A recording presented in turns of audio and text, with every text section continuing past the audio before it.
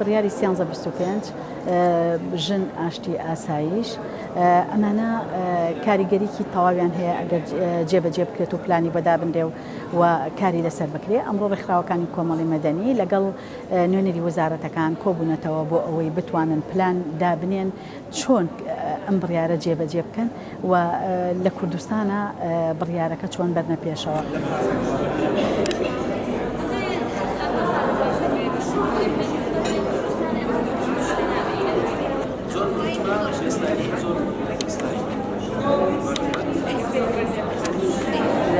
ئەم بڕیاری نەتەوە یەکگرتووەکانە کە دەرکراوە بوو لە ساڵی 2000 بۆ ئەوەی کاتێکە کۆمەڵی کێشە دروستە بێ بۆ ژنان لە کاتی ململانیەکانە لە کاتی شەڕکردنا بۆی ئەم بڕیارە دەرچووە. ئەم بڕیارە لەسەر ئاستی عێراق پەسەندی کردو و ئیمزای کردووە کە کاری لەسەردا و هەرێمی کوردستانیش بە هەمان شێوە.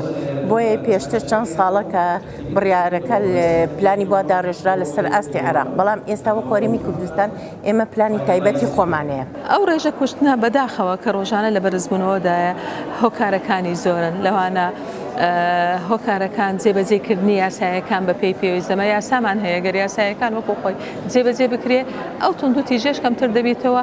هەتا ئەو ڕێژەی کە هەیە ئەو کەسانێک کە سبب بوونە لە کوشتنی ئەندامەی خێزانەکەیان یاخود ئافرەتێک لە خێزانەکەیە ئەگەر بزان قانون هەیە بە وەکو خۆی جێبەجێ دەکرێ ئەوانیش وەکو ڕادەعک دەبی وەکو شتێک دەبی کە ناتوانن لە بۆی بڕۆن.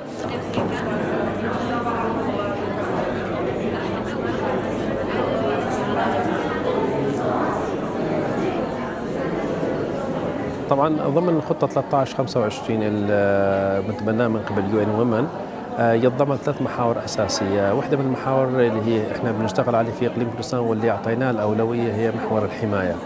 طبعا احنا ركزنا على الموجودين أو اللاجئين أو النازحين داخلين، يعني اثنيناتهم الموجودين في داخل المخيمات، من خلال توفير الدعم لهم وتوفير الحماية.